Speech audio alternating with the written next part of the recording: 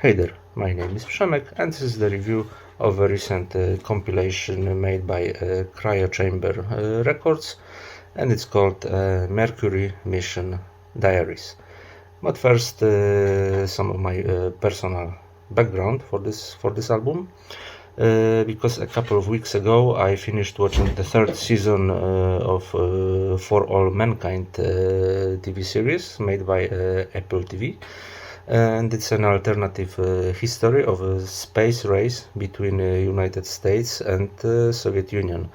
In the series it was the Soviets who took the first step on the moon, and it's like the starting point for an alternative what if story.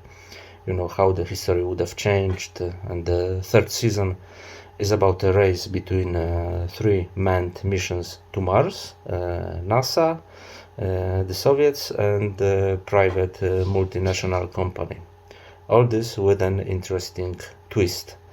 It's a really well-made show, putting a strong emphasis on scientific and political aspects.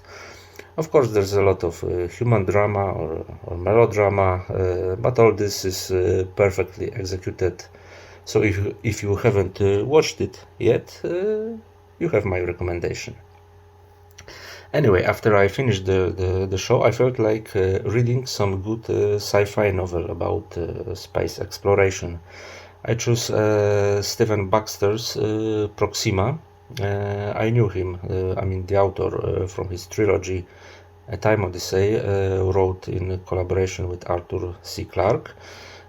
Pretty good one, but Proxima is about a manned mission to Proxima C, an exoplanet somehow resembling the Earth, at least to a certain point. But important is that colonization of Proxima C is theoretically possible.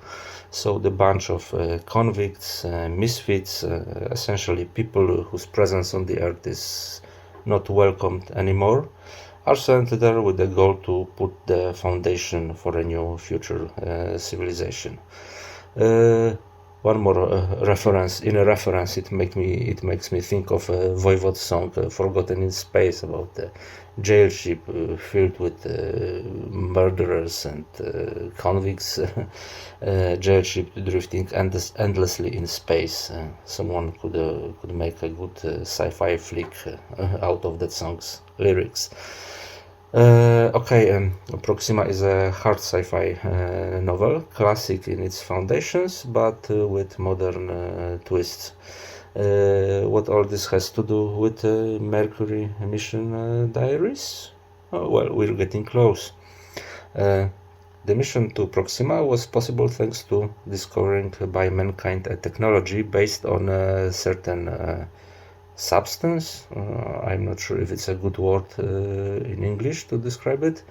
A certain source of energy called kernels, and it was discovered where? Beneath the surface of Mercury. There you go. I thought I could use some good ambient soundtrack for this novel. Basically, the same day I started reading the book, I found out about Mercury Mission Diaries compilation released by Cryo Chamber. Well, it's not Proxima Mission Diaries, but should be legit as well, as it's a pretty important thread in the novel. It's 8 tracks made by 9 projects, as one track is a collaboration. And the projects are from all over the world. Skrika from United Kingdom, Red Fog from Canada, Keosz from Slovakia. Then we have the collaboration between Soul Massif from Lithuania and Tineidae from Ukraine, although this musician currently is residing in Poland. Then we have Dronny Darko from Ukraine again.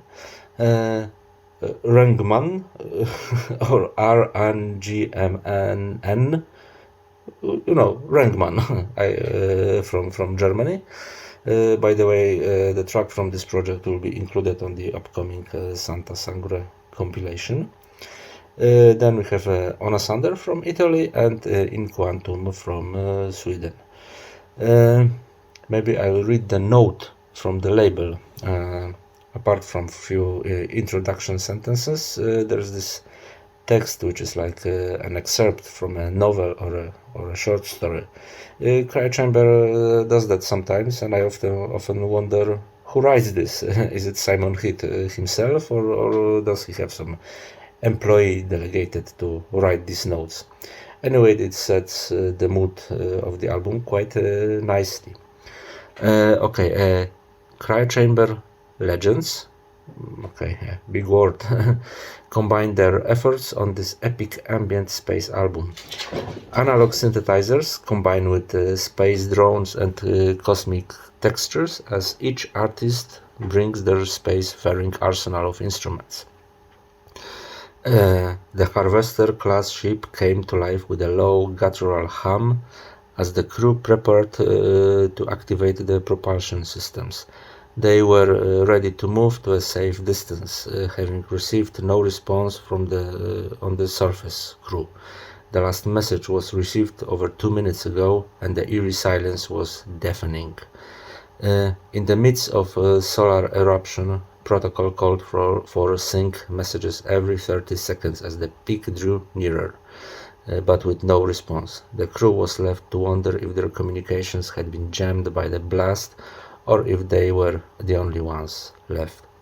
The last log entry detailed an unusual energy surge detected beneath the surface of the planet. With each passing second, the possibility of escape dwindled, leaving the crew with nothing but their fears and the haunting silence. So yeah, even this short text has something in common with Proxima, as in the novel those kernel deposits were excavated in extremely hostile conditions and environment. Mercury 400 degrees Celsius during the day. By the way, while I was looking for some information, I found out that the temperature on Venus is even hotter than on Mercury, even though Venus is further from the Sun. Interesting fact. But let's get to the music finally. The projects present different approaches to the space ambient manner. Take the Escape Transit by Skrika, an epic opener starting like a cinematic dark ambient, slowly evolving into a certain Berlin School tribute, those dynamic electronic melodies. I love, for example, Tangerine Dream's Fedra for and then that change of mood, Calories Crash by Red Fog, darker and more restrained maybe. It's actually like cosmic music concrete-ish track, because it's like all the generated sounds are imitating the sounds you could hear on a spaceship or something. Pulsating engines, radioactive dust, switches, controls, voices of the crew. Halfway through the track, an atmospheric drone appears, becoming noisier and noisier, like some alien entity taking control over the ship. Same goes with Keosz. If you still remember the feeling of an epic adventure, like in the first Skrika track, at this point you'll probably forget about it. Dark machine drones, high-pitch whistling. In Proxima novel, there's this moment when people discover a strange hatch of an unknown origin deep below the Mercury surface. We are going in, as the title suggests, and they do, and something strange will happen. Prominence forms by Soul Massif and Tineidae. Has a very beautiful drone as a background, and on the foreground we have these strange cracklings and echoes, and later again Berlin School influenced melodies.